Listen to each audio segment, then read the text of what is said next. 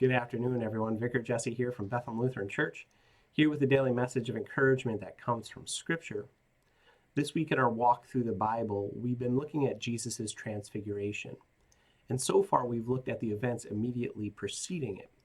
Today, we're going to actually look at the transfiguration and learn what it reveals to us. Our scripture for today comes from Matthew, the 17th chapter, starting at the first verse. And after 6 days, Jesus took with him Peter and James and John his brother, and led them up a high mountain by themselves. And he was transfigured before them, and his face shone like the sun, and his clothes became white as light. And behold, there appeared to them Moses and Elijah, talking with him. And Peter said to Jesus, Lord, it is good that we are here. If you wish, I will make 3 tents here, one for you, and one for Moses, and one for Elijah.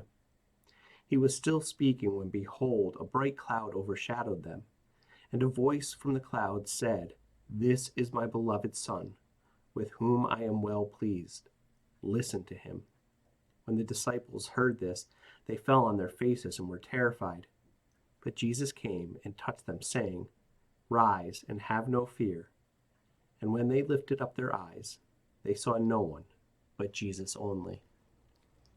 Peter, James, and John, some of Jesus' closest apostles, are invited to this moment of solitude on a mountain with Jesus. On their way up the mountain, a miracle happens. Jesus is transfigured before them. He's changed into something else. Earlier, we talked about miracles. And I mentioned that Jesus did miracles for 3 reasons. 1, to prove that he was who he claimed. 2, to show his authority over all things. And 3, to give us a glimpse of the kingdom of heaven. Well, in this moment, the kingdom of heaven comes down to the top of this mountain. And we see Jesus in his glory. As fully God, Jesus reveals who he is in this moment, giving Peter, James, and John a glimpse of what they would see in heaven. Why does Jesus do this? Why the transfiguration? Well, Jesus knows what is to come is going to be hard, and he wants there to be hope. And so he reveals to Peter, James, and John that he's exactly who he said he was, the Messiah. We see Moses and Elijah with him because he fulfills the law and the prophets. We hear the Father's voice repeating the words that he spoke at Jesus' baptism. This is my Son, in whom I am pleased. Listen to him. God encourages us to listen to what Jesus has to say. What does Jesus have to say? Well, he says, I love you, I forgive you, and I'm coming back for you to take you into heaven.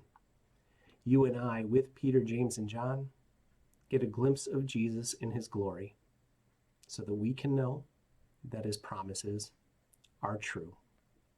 Hopefully you found some encouragement in these words, some reassurance. If there's anything we can do for you at Bethlehem Lutheran Church, please feel free to reach out to us via email at office@blcdelmar.com. If there's anything I can do for you personally, you can reach me directly via email at wilson@blcdelmar.com. I want to remind everybody that we have a full food pantry. So if you're in need of foodstuffs, household supplies, or if you know somebody who is, please reach out to us. We would love to help them. As always, God bless you. Have a wonderful day.